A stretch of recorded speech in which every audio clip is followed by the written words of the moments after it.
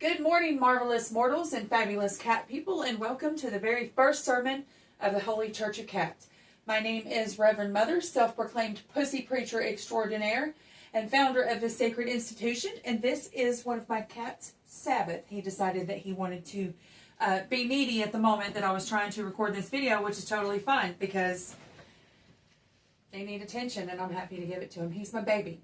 Okay, so we are a Real Cat Church. We are registered in the state of North Carolina as a 501c3 nonprofit animal rescue and a religious organization. And it is just what you think it is. We worship cats as deities because they're perfect and wonderful. And we overall just want to make the world a better place for cats and their people. So if you love cats, you're in the right place.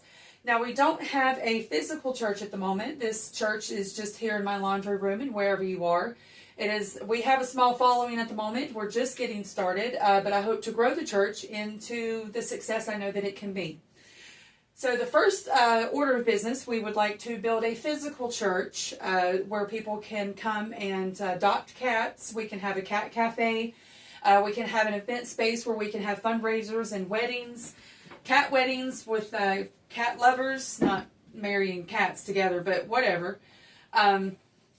So we want to start a fundraiser for that this week. I have a really awesome gag gift. It is really going to be funny that I'm going to try to sell to raise money for this cat cafe / physical church. We do have some t-shirts available right now on our website. It's www.holychurchofcat.com. Every penny of that goes into our fund to build us a physical church, and then we can get started really changing the lives of cats everywhere. So in the ways that we hope to do this, we want to encourage spay and neuter and increase access to these services. We want to make them more affordable. We want to make them more available. We want to convince people to get their cats spayed and neutered because it is going to be a huge step in controlling the pet overpopulation problem, which is another one of our goals. We want to support veterinarians and rescuers with whatever they need, mental health services. We're getting to that. I'm just getting started, but I want to find ways to support veterinarians and rescuers because they have a hard job. They're the backbone of every rescue operation. And, so we want to support animal rescues as well. We don't feel like animal rescues get enough funding from their counties, animal shelters. We want to increase visibility of these places and maybe have fundraisers for them to offer them a little bit more help and support. We want to, of course, encourage animal adoptions. That's going to be a big thing. We want people to, when they want to add a fur baby to their family, we want them to think adoption first instead of purchasing from a breeder. Now, if you want a breed-specific animal, that's totally fine. I get it. Everybody's got a preference. But you can go to a breed-specific rescue. They're all over. And find a fur baby that fits what you would like to have.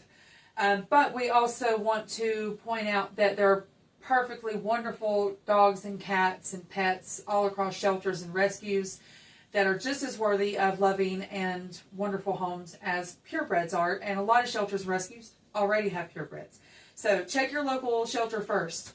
We want tougher laws for animal abuse and an animal abuser database. We want, if you've been convicted of a animal abuse, neglect, we want a database for people to look up names and make sure that, they're well aware of if they've been convicted of a crime like that, because that's pretty fucked up. So we want tougher laws for animal abuse. We want a do not adopt database for rescues. A lot of the times people will, not a lot of the times, but it can happen. People will adopt an animal from a shelter or a rescue and they end up neglecting it or dumping it or abandoning it. Thankfully, sometimes it does get back to the shelter it was adopted from. Thank you, people, for microchipping those pets that you adopt out. But that's not always the case. And if this happens, we want a database that rescues and shelters can access to see if people have done that before, so they know not to adopt an animal to them again. And we overall just want to build a worldwide community of cat lovers. We know a lot of people out there love cats. I love cats.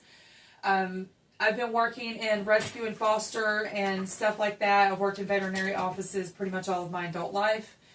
And I'm at the point now where I feel like I want to do something more besides foster and volunteer and stuff like that. Just pick up stray animals out of the street, which I do all the time.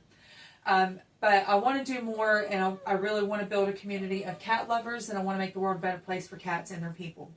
So if you are interested in that, please join our church. It's open to everyone who has a kind and empathetic heart and agrees with our mission, and we would love to have you. So thank you so much for joining me for our very first sermon. And I'm just going to be real honest, y'all. I've been at this all day, and I hate recording these videos. It's kind of fun, but the editing is kind of crappy, and I don't have time for it, and I'm frustrated with it. And I just want to say kudos to those full-time content creators, because this is not as easy as everybody makes it out to be, especially when you're a perfectionist. So I finally got through everything that I wanted to say. And I'll try to post another sermon again soon. But oh my, this is not as easy as it looks. But anyway, thank you for watching this video.